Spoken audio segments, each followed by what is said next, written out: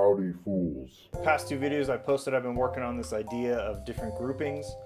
So I did 3 groups of 2, 2 groups of 3, and kind of just dropped in whatever I could, just different way of practicing and kind of getting my mind moving a little more. One of my current students in high school, who's a senior, Mr. Caden, a fine, distinguished young gentleman, came to me with this one, and I don't know that he intended for it to be kind of a 3-2, 2-3 idea, but it actually ended up being that once I kind of broke it down and started to get into it and play it a little more. So I'm going to go over the format with you, but this is called I-35. So the layout of this, we're doing 3 groups of 2, 2 groups of 3, but we're actually not playing any traditional eighth notes in this entire thing. So if we reduce those down, 2 eighth notes would be 1 quarter note, 3 eighth notes would be a dotted quarter note. So we're gonna alternate between those two. So first, third, fifth are all gonna be quarter notes. Second, fourth, sixth are all gonna be dotted quarter notes. Now the 4th time through, the 7th and 8th bars, we're gonna flip them around.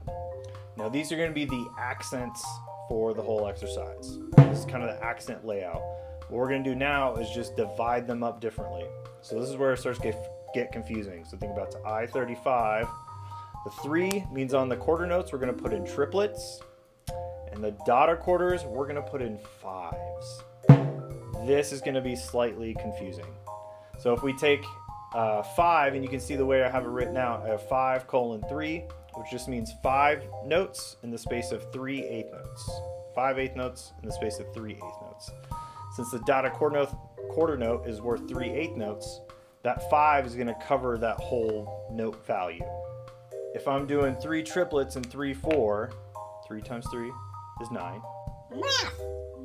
I got 9 notes, and then when I go to the 5s, I'm actually doing 10 notes. So I'm going 9 notes evenly spread to 10 notes evenly spread.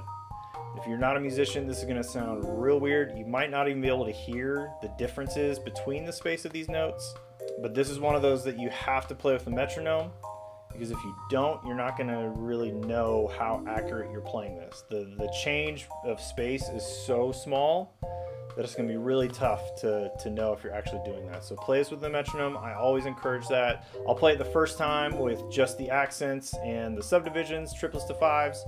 Then I'll do flam accents, flam drags, and tap roughs. I don't know if that's the technical term, but just a rough into the diddles. The 5s have 2 of them.